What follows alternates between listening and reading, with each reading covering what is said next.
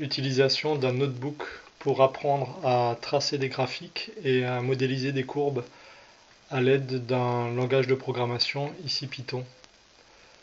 Je prends le point de départ sur le site avec une activité de référence qui pourra être utile à tous les niveaux.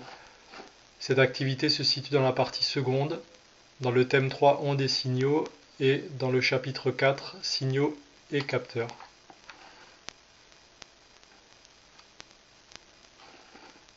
L'activité nécessite donc l'utilisation du notebook Colab et va nécessiter en fait une adresse Gmail. Alors si jamais vous n'avez pas d'adresse Gmail, il suffira de copier le code et de l'utiliser dans EduPython, par exemple sur votre ordi. En cliquant sur l'activité, donc le notebook s'ouvre. Donc l'avantage d'un notebook, si c'est la première fois que vous le voyez, c'est que vous avez une partie de texte mêlée à du code.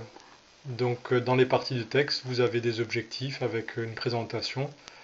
Et l'avantage, c'est que vous pouvez coder directement en exécutant le code dans les cellules qui sont appropriées. Quand je parle de cellules, donc c'est des cellules de texte et des cellules de code. Les modifications ne sont pas enregistrées puisque vous n'avez pas l'autorisation, mais je vous conseille très fortement d'enregistrer chaque fois une copie dans votre drive. Donc si vous cliquez, on vous conseille d'enregistrer une copie dans votre drive. Je vous encourage à le faire. On lit d'abord toujours les consignes, donc on a des objectifs et on va essayer de les réussir au fur et à mesure. Il y a 5 objectifs dans cette activité, la difficulté est croissante. Donc l'intérêt c'est peut-être de voir à quel objectif vous êtes capable d'atteindre. Pour le premier objectif, c'est simplement de tracer un graphique. Donc on va découvrir un petit peu les différentes lignes de code. Donc j'utilise l'activité sur le tracé des caractéristiques en électricité. Donc on vous demande de compléter les valeurs de U, les valeurs de I. Donc elles apparaissent ici sous la forme d'un tableau. Donc c'est l'outil array qui veut dire tableau. On va remplir le tableau avec les valeurs qu'on a relevées en activité. Je vous conseille toujours très fortement, si vous avez des valeurs nulles au départ, par exemple 0, 0, de les ajouter dans le tableau. Ça simplifiera la modélisation par la suite. Je commence donc à remplir avec mes valeurs. N'hésitez pas à compléter avec les vôtres. Donc pour la valeur de tension, j'ai trouvé les valeurs suivantes. Regardez bien, la séparation se fait par la virgule et le point représente la virgule dans le chiffre. Donc attention, vous avez un avantage, c'est que la coloration vous permet de voir si vous tapez correctement. Quand ça colore en vert, c'est qu'a priori c'est bon.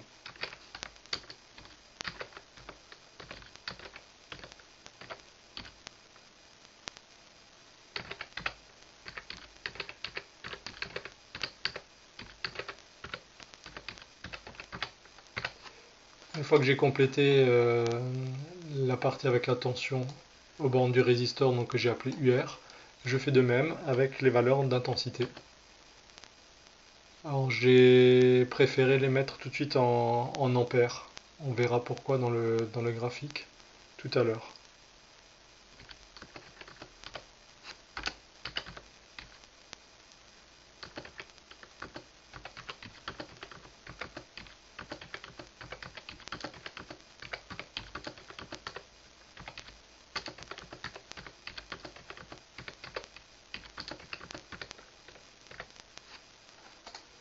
Une fois que j'ai complété la liste,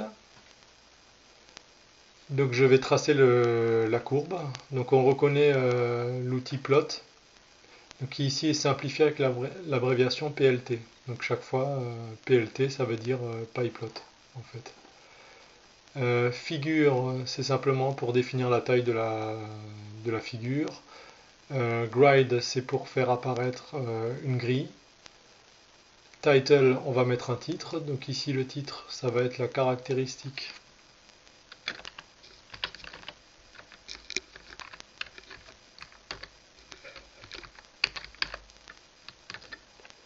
La caractéristique, donc il y a une caractéristique tension-intensité, puisque c'est la tension en fonction de l'intensité.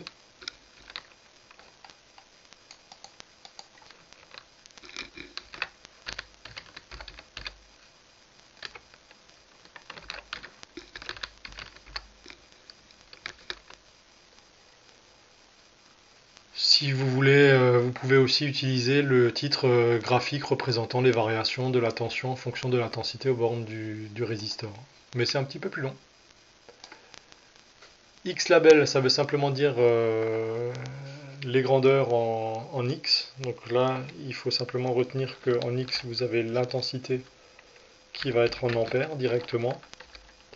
Et en Y, donc en ordonnée, Y-label, c'est pour la tension, donc on a appelé UR. Et qui est lui en volts. La ligne importante, c'est celle-ci. Donc plot, ça veut dire qu'on va placer des points.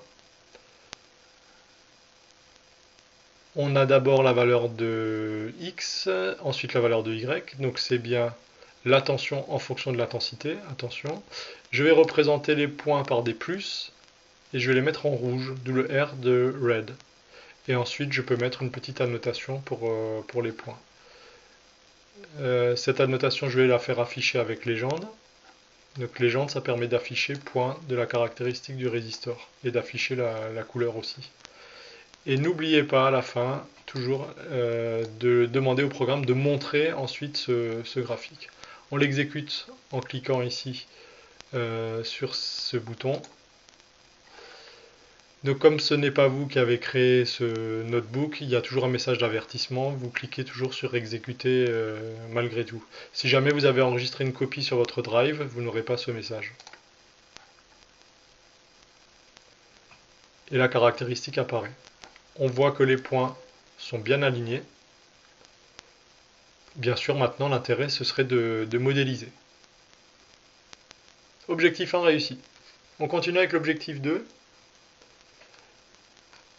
Avant de continuer avec l'objectif 2, donc je rappelle aussi que là vous avez une base pour tracer n'importe quel type de graphique au lycée.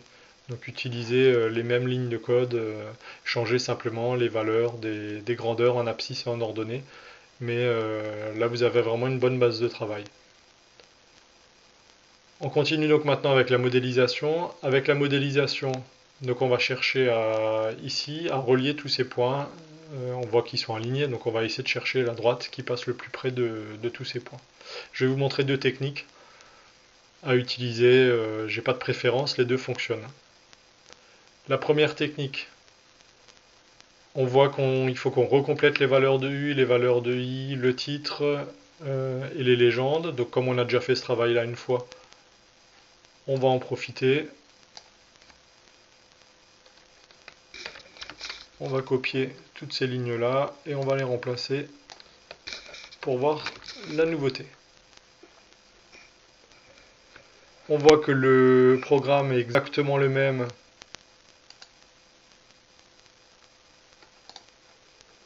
jusqu'ici. Et donc on a ici une modélisation. Donc on va utiliser la fonction qui s'appelle polyfit. Alors polyfit, ça veut dire tout simplement qu'on veut modéliser par un polynôme. Alors ici, une droite, en seconde, on sait qu'une droite c'est y est égal à x plus b.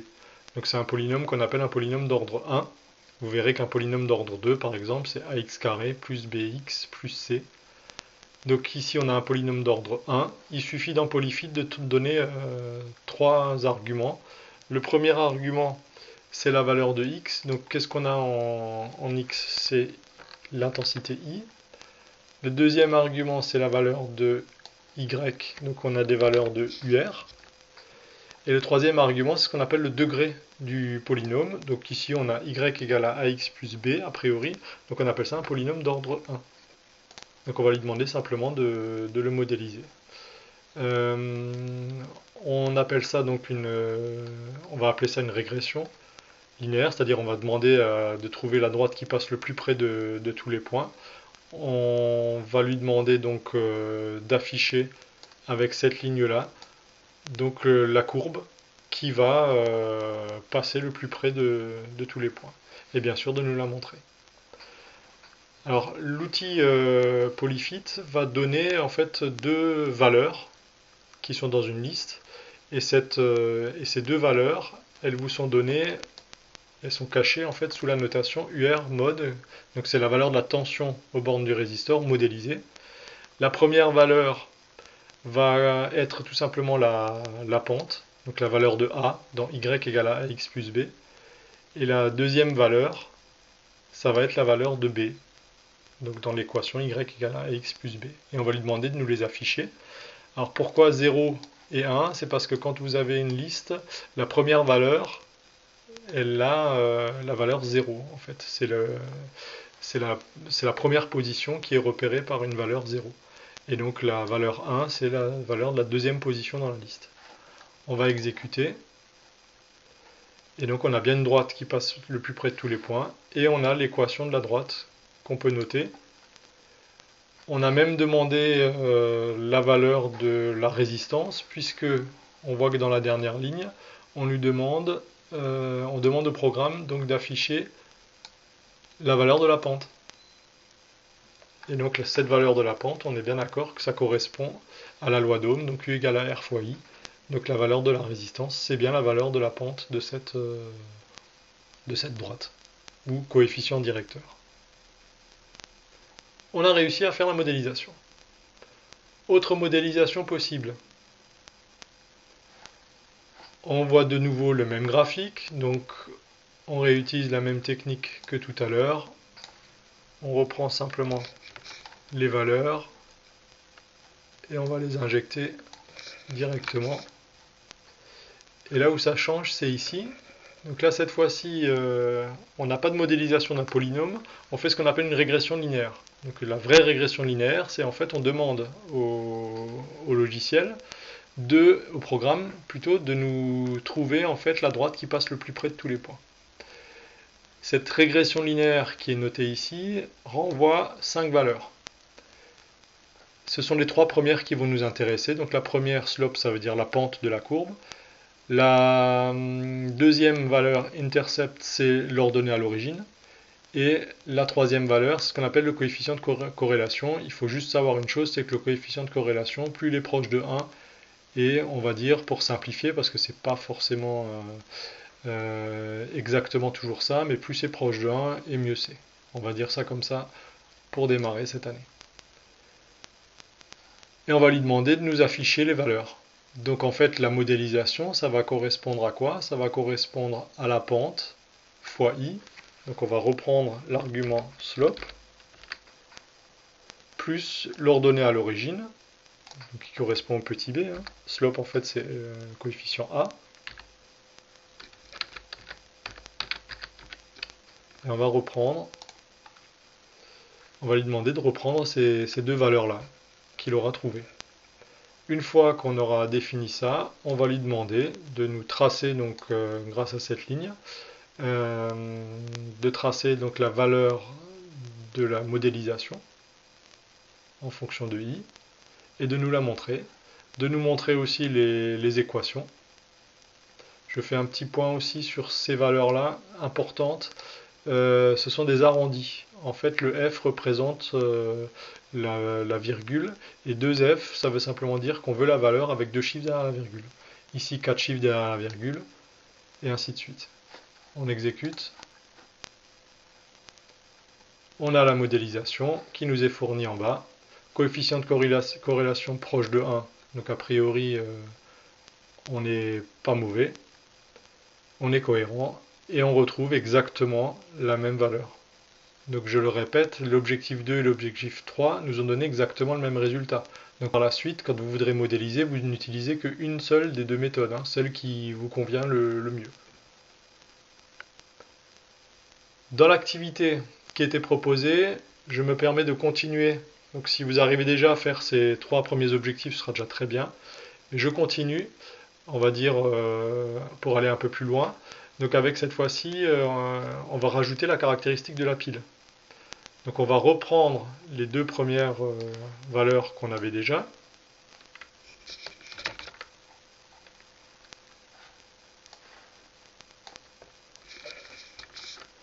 Et on va rajouter les valeurs de la tension à bord de la pile. Donc ça vient des mesures que j'ai effectuées. Je vous laisse bien sûr compléter avec les vôtres.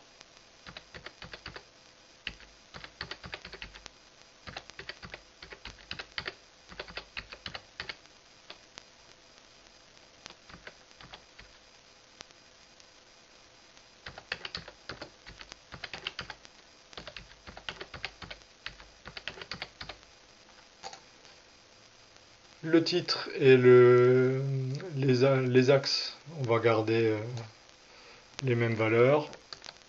On ne va pas chercher l'originalité. Et maintenant, il faut effectuer une modélisation. Alors, on sait déjà faire la modélisation. Donc aujourd'hui, ici dans ce cas-là, on voit que la modélisation a été faite avec Polyfit. Mais ça, c'est la modélisation de UR. Et on va modéliser donc la caractéristique de la pile. C'est ce qui nous est demandé. Donc là, on ne va pas chercher beaucoup l'originalité.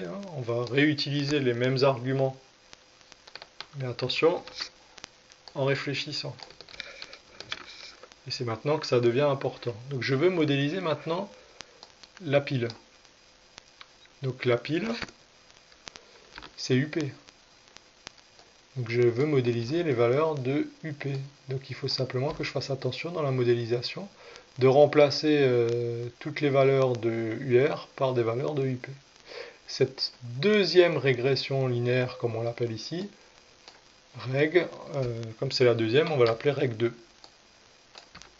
Et l'intérêt, c'est qu'il va nous afficher les deux modélisations en même temps. Et on reconnaît les deux dernières lignes avec les deux équations. On voit le résultat. Et on a bien nos deux courbes qui sont affichées avec les deux modélisations. On voit que ces deux courbes se coupent en un point. Ce point est très important en électricité, donc c'est ce qu'on appelle le point de fonctionnement. Donc qu'est-ce qui serait intéressant maintenant de faire? C'est de trouver donc ce point de fonctionnement et qu'on ait les valeurs. Donc on voit que dans le programme, on réutilise les mêmes arguments.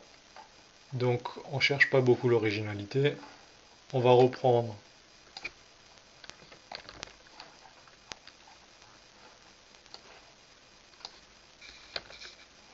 les différentes données. On voit qu'on a la modélisation de la première courbe et le début de la modélisation de la deuxième. Donc on va reprendre le travail aussi qui a été effectué juste avant.